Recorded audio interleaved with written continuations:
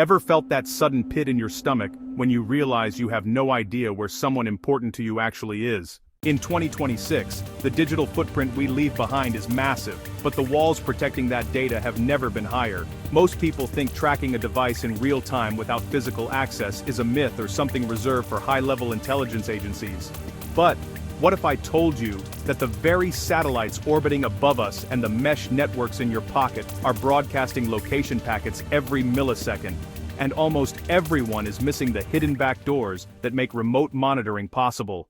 Today we are pulling back the curtain on the most advanced geolocation frameworks available this year. We are diving deep into the protocols that bypass standard OS alerts, shifting from basic GPS pings to sophisticated signal triangulation. If you want to understand how the pros navigate the invisible grid of global positioning, you cannot afford to look away for even a single second. Before we go any further, this video is for educational purposes only. We do not advise or encourage anyone to use the information presented here to infiltrate someone's privacy or violate any local or international laws. Ethical boundaries are the foundation of digital literacy.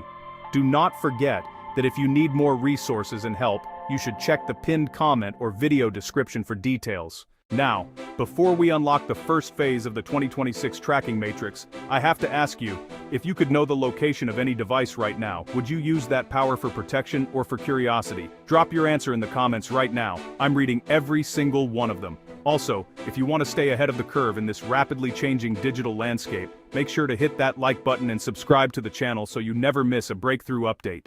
To understand how remote tracking works in 2026, we first have to look at the phantom ping methodology. In previous years, you might have relied on shared family apps or Find My Device features, but those all require active permissions. The 2026 shift relies on the silent mesh protocol. This isn't about installing an app, it's about understanding the environment the phone lives in. Every smartphone today is constantly communicating with nearby IoT devices, smart fridges, streetlights, and even other phones, creating a dense web of location data. By analyzing the way a device interacts with these nodes, a sophisticated user can theoretically map a device's path with terrifying precision. This leads us to the concept of metadata leakage. Have you ever noticed how some people seem to know exactly where a photo was taken even if the location tag is off? That is because of hidden EXIF data and background signal strength indicators that are baked into every digital interaction. If you are finding this breakdown helpful so far, share this video with one friend who needs to level up their digital awareness.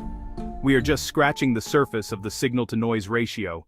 The second pillar of modern remote monitoring is the SS7 signaling exploit reimagination. While the core SS7 vulnerabilities have been known for years, the 2026 approach utilizes 6G-ready infrastructure to intercept the handoff between cell towers.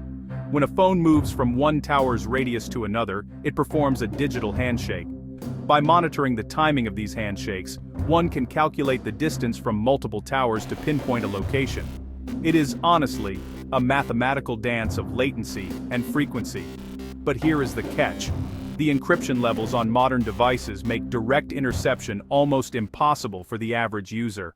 This is why the most effective strategy isn't about breaking the code, it's about understanding the human element. Social engineering remains the most powerful tool in the arsenal. Most tracking happens because a user unknowingly grants high-level permissions to a seemingly innocent, web-based utility or a low-latency gaming booster. The grid is always watching, but it only talks to those who know how to listen to the silent frequencies. As we move into the final phase of this framework, remember that the goal is total awareness of the ecosystem. The 2026 methods are less about hacking a GPS chip and more about harvesting the digital exhaust every human produces. Stay tuned as we continue to explore the boundaries of what is possible in the modern age.